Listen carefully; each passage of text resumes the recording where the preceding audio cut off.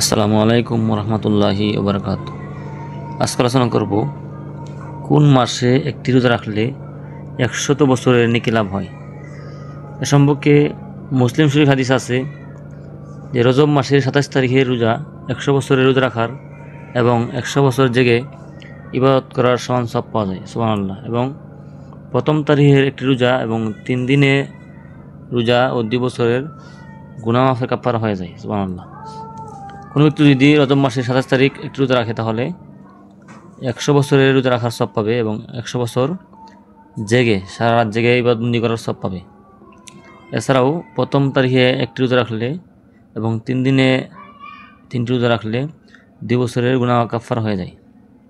এই জন্য আমার প্রত্যেকেই রজব মাস আসলে এই রোজাটি রাখবো এবং এই ভিডিওটি শেয়ার করে দিবেন যাতে অন্য মুসলমান ভাই বোনেরা আমল করতে পারে।